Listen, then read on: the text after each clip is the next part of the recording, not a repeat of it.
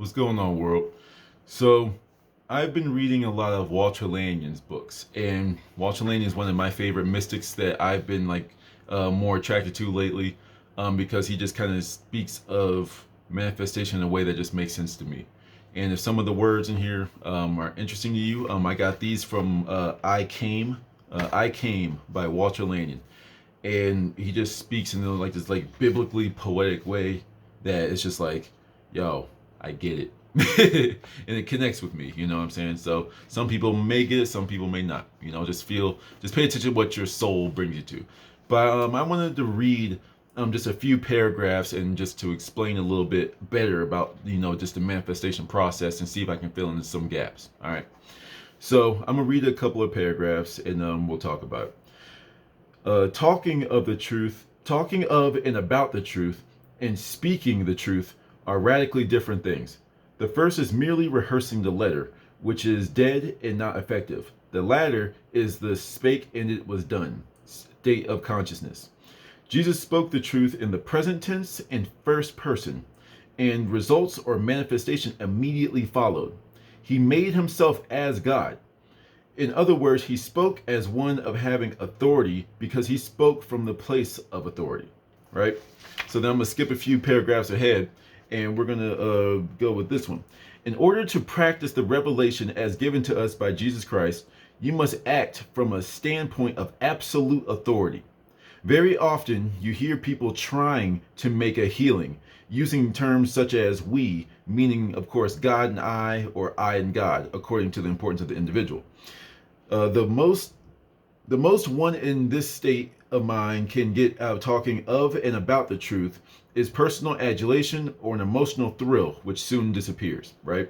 So the second I read this paragraph, right? So I was sitting outside. I was getting my locks twisted up, and it was pretty cool. Well, not my locks, my starter locks. I ain't there yet. But I was out there, and I was out there for like a solid 10-15 minutes, right? Now I'm not in any type of rush, but I was like, it's kind of annoying just sitting out here reading. So I was like, let me see if it's like coming from a place of absolute authority. So I was like, let's give it a shot. So absolute authority. So when I did it, I just found that spot and I was just like, yo, someone's going to be out here to let me in within the next 30 seconds. Within the next 30 seconds. And I continued reading on in my book. By the time I made it to the next paragraph, someone was here to say, hey, Prince. I was like, oh, what's up? And then I walked on in. But in my head, I was like, whoa. You know what I mean? Something happened. But let me back up real quick, right? So in this book, he touched on some of the manifestation rules, if you will.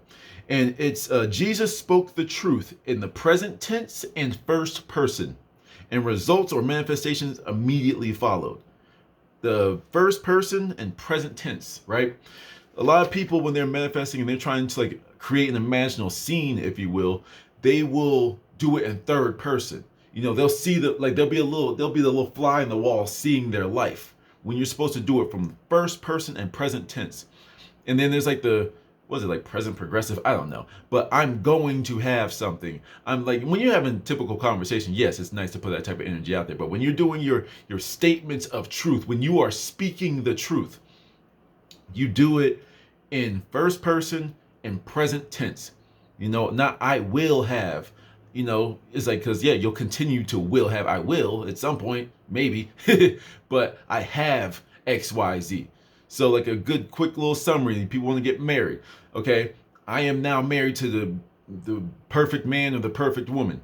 If you are a man, you see yourself putting the ring on your wife's finger. If you're a woman, you see you receiving the ring, but in first person. All right. So that was pretty cool. And then the last one, I'm gonna skip a couple pages ahead if I can find it. This one was pretty cool. Now he was kind of like, once again talking about the manifestation, but he was making a different point, but I connected it back to this. When you lose your life, you shall find it. That's in quotes. When you lose your life, you shall find it. When you lose your parentheses, the boundaries of your life, you will find the universal life. And inversely speaking, when you hold on to your life, the parentheses, you will lose it. It can only run the length of your human belief. So, when you hold on to something, that's when you lose it. You know, and once again, I always like come from a place of relationships because it just makes the most sense.